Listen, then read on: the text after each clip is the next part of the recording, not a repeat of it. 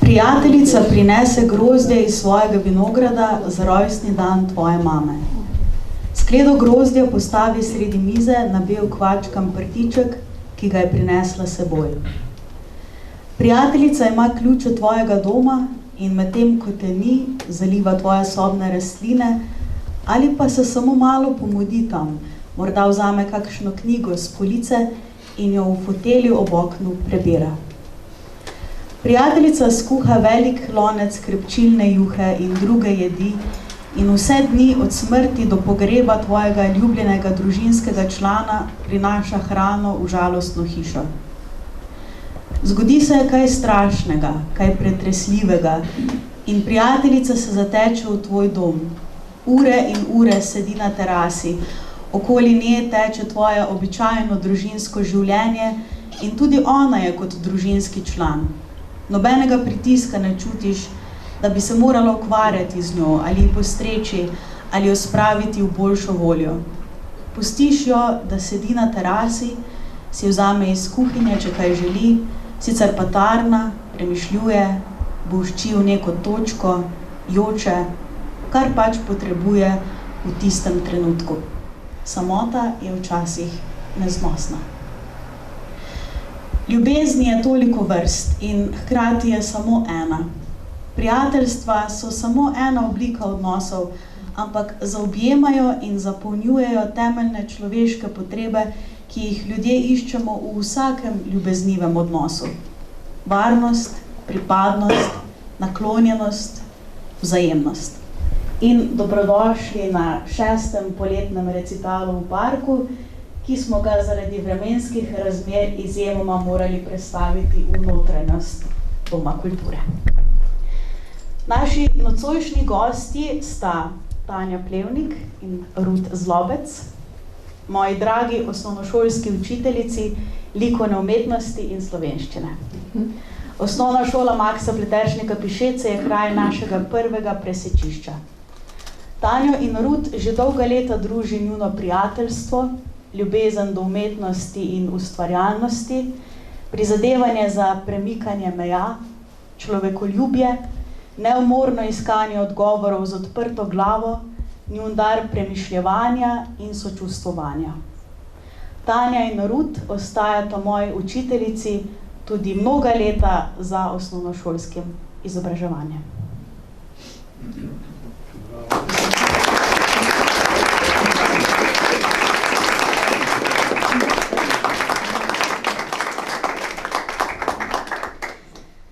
Za glasbo bo nocoj poskrbela Veronika Strnad s svojimi prijateljicami in prijateljem ter glasbenimi kolegi Žanom Bračunom, kitara, Klaro Vetršek, vokal flauta in Marušo Ferenčak, vokal.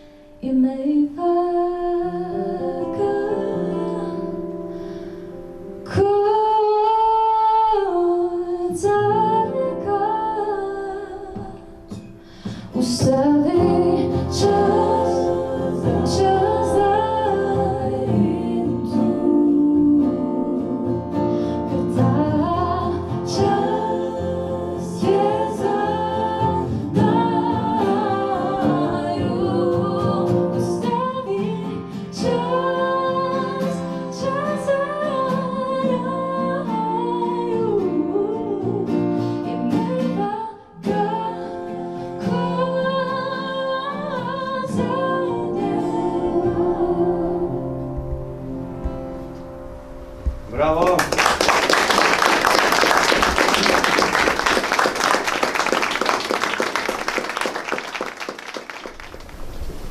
To je tako učiteljski glas, meni se kar zdi, da se me sliši. Aha, že deluje vse. Sem kar takoj pristala zato, ker sem rekla, ja, krasno, se bom lahko govorila o Slovenkah v Srbiji, ker in nasploh zelo rada govorim o ljudeh, ki jih tam srečujem, namreč v Srbiji poučujem slovenščino v slovenskih društvih. ker tudi sama o teh ljudeh nisem vedela nič oziroma zelo malo, nasploh o Slovencih izven naših meja, preden sem odšla. Bila so neka dejstva, ki sem jih poznala, ampak ko srečaš ljudi z obrazi, z imeni, z zgodbami, je to res nekaj čisto posebnega in rada govorim o tem, ker se mi zdi, da potem je naša Slovenija še večja, še lepša. Ampak potem je pa Lučka rekla, ja, bo pa treba še kaj drugega povedati. Sara je potem osmislila ta dogodek, da povemo tudi nekaj o naših prednikih. In ko sem razmišljala o tem prednicah, kaj bi lahko bil moj prispevek, sem se spomnila na knjigo, ki sem jo predstavila že učencem v Srbiji, že preden sem jo imela v rokah.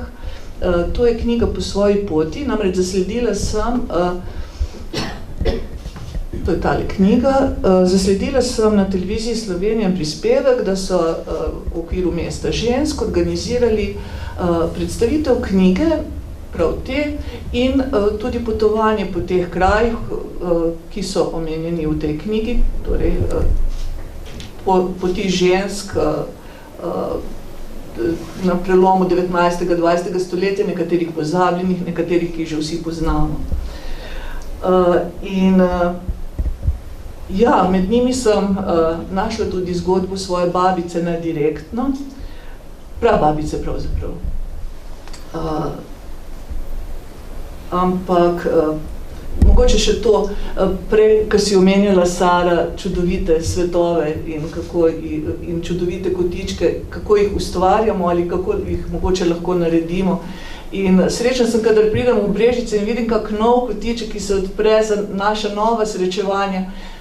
Recimo nisem vedela za ta park, da se tu dogajajo stvari in to me je navdušilo. Potem nasip, pa trg, ki ga je osmislil profesor Alojz Konec in to me res navdušuje. In ko sem takrat, ko si rekla, oziroma je že Lučka povedala, da bo to večer v parku in to tukaj med knjižnico Cerkvi Svetega Roka, sem pomislila, kako svet prostor je to zame.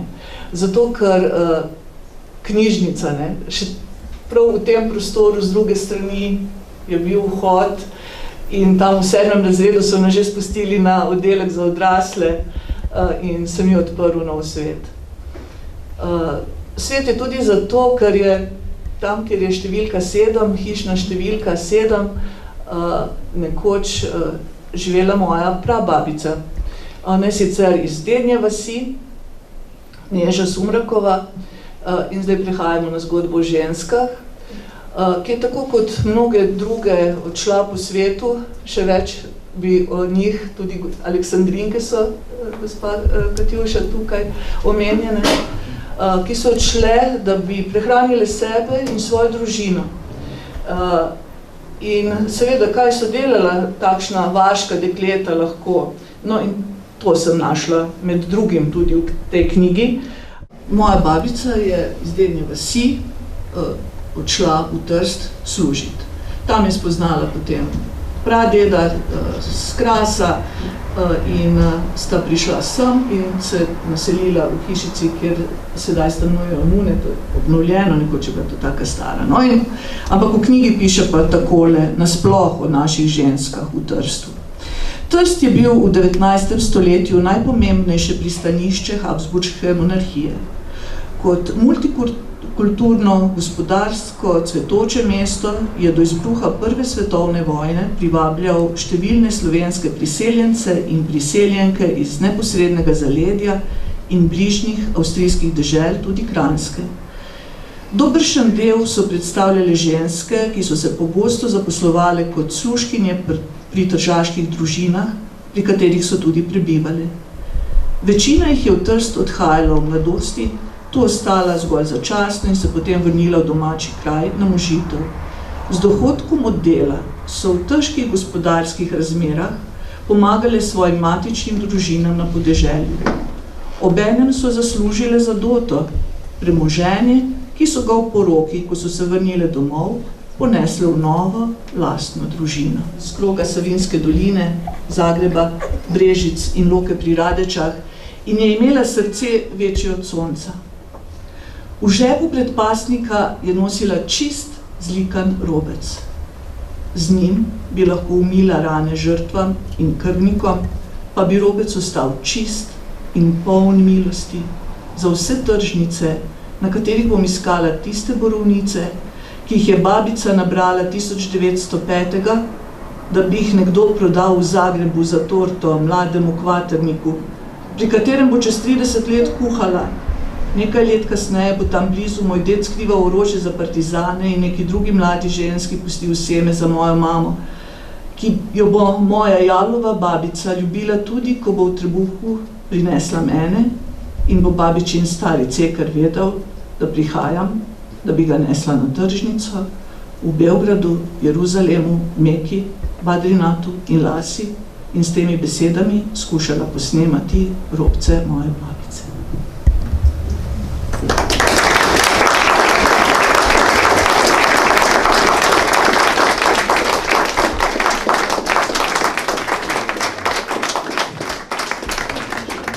Rud, ko pa ti spregovoriš, pa umolknem.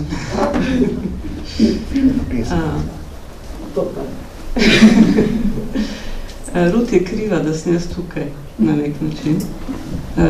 Ona je tkalka, povezovalka, graditeljica mostov. Srečali so se na srednji šoli, kjer so skupaj gulili klopi in potem zgubili drugo, kot se to rado zgodi v življenju. In potem je mene pot zanesla čisto slučajno, če slučajnosti sploh obstajajo. Z avtobusom otrok smo se pripeljali skozi Pišece, da bi si pogledali znamenitosti. In sprejela nas je ena visoka, vitka učiteljica, Rud se je predstavila. In jaz sem rekla, Rud, tista Rud, tista. In sva se po 20 letih tako znova srečali.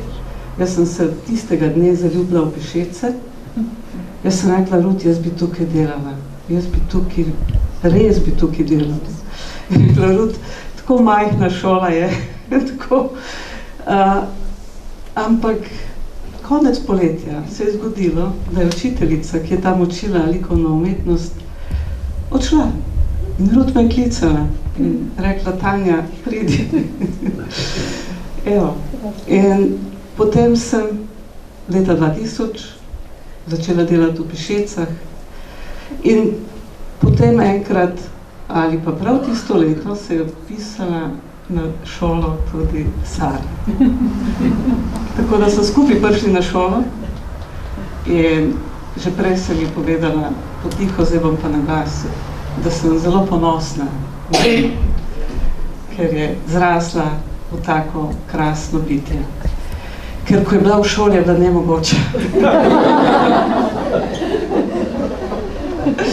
Bila je ta prava pubertetnica, ki nam je kravžljala možgane, ampak je imela razlog, najbrž ve, zakaj. In mi smo ji odpirali okna in vrata in je poletela in evo, še zdaj leta. Jaz včasih srečam take čudovite ženske in se mi zdi, da bi bilo zelo lepo, če bi bile moje sestre. Kar nekih že imam zdaj. Ena tam da sedi.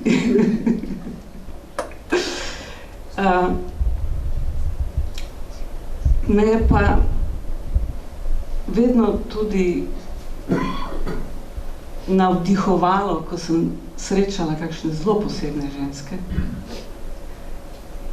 In ena od njih me je srečala ravno to poletje, čeprav gospa ni več živa, prišla je k meni skozi pisanje. To je bila ženska, ki je merila v višino 1,50 m, ampak bila je tako korajžna, da je prepotovala ta planet, dobesedno. Potovala je od Azije do Avstralije, preko Tasmanije in 6 let je trajalo to potovanje in leta 27 se vrna nazaj v svoje rodno Celje. To je bila Alma Carlier. In to poletje se je zgodilo, da me je poklicala ena gospa, ki prevaja Almo že dolga leta, ker, kot vemo, je Alma pisala v nemščini. Čeprav je živela v Celju, čeprav je, kot sem potem dojela, imela rada to Slovenijo. In kar me je še posebej navdušilo, imela je rada Kozjansko. Kajti ta prevajalka, ki me je poklicala, mi je povedala, da so se našli eni zapiski, ki so nekako veljali za izgubljene in da jih ona zdaj prevaja in da je ena cela knjiga bo iz Alminih poti po Kozjanskem in Posavju. In kar me še posebej navdušuje, da je zelo rada prihajala v Virštan, moj kraj, kjer živim. Je imela rada virštansko vino, silvanec in od tam delala pohode po bližnji okolici in nekoč spoznala tudi pišeškega barona Alfreda von Butlerja Moškona in potem je začela hoditi tudi v Pišece. So na ključ. In prebrala vam bom en odlomek. Jaz sem prosila za dovoljenje to prevajalko, kajti knjiga še ni šla bo naslednje leto in bo premierno predstavljena na Frankfurtskem knjižnem sejmu. Torej, boste zdaj premierno slišali odlomek iz te knjige. Kratek, tiče se pa teh krajev. Prišli so naju iskat v Brežice. Mogoče vseeno prav, da povem, svojo življenjsko prijateljico, Tejo Gamelin, je Alma pripotovala v Brežice na železniško postajo. Lahka, malce visoko kočija se je kotalila v tišino večera. Močvirnati travniki ob Savi so v meglicah izginjali za nami, z nemikavne ravnine smo prišli v mehko gričevnato pokrajino. Pred nekim križem na robu poti je nepremično sedela neka blazna ženska. Spokojna hišica, cvetlice vse naokrog, senca številnih sadnih dreves, bleščeča belina podeželske ceste, vroč, ugašajoč dan in tam, pred lesenim križem to bitje, ki se mu je vse moralo zdeti nekako popačeno in neresnično. S kočijo se pelješ 1,5 ure do Pišec, preden se pot odcepi in se zapelješ navzgor po grajskem hribu, ter celo tam sprva ne vidiš ničesar od trdnjavi podobne stavbe. Toda nenadoma se kot kaka cerkvica štrleč pojavi iz zelene resnobnosti, visokih smrek in potem leži pred teboj kot kaka tvorba iz pravlične dežele. Neverjetno lepa, presenetljivo odmaknjena od sveta in neresnična. Na očarljivi ploščadi pod staro lipo se je zgodilo nekaj tragikomičnega. Tam se je Bleki seznanil z Lumpijem, mladim terierjem. Možno je, da ga je mlad vihravi pes z dotikom poškodoval, kajti sladka živalca je bila takrat že hudo bolna. Morda pa je tudi izgubil potrpljenje, skratka, naredil je, kar ni doslej še nikoli. Šausnil je svojega tovariša. Po tem neprijaznem pozdravu smo oba ločili in vsak je svojo žival za kazen nežno udaril. Lumpija so odpeljali, sama pa sem Blekija, tega neolikanca, vzela v naročje. Medtem, ko sem si ogledovala lepote gradu, je Blekija obšel globok kez, ker se je do svojega tovariša vedel tako nevljudno. In komaj sem ga postavila na tla, že je hitel iskati izginulega. Skoraj nemogoča naloga zanj in še težja zame, kajti številni grajski hodniki so bili med seboj podobni, križali so se, spuščali in dvigali. In ko sem po neskončnem blodenju Blekija srečno našla pred grajsko ječo ali grajsko kletjo, sem le s težavo znova našla pot nazaj v druge dele gradu.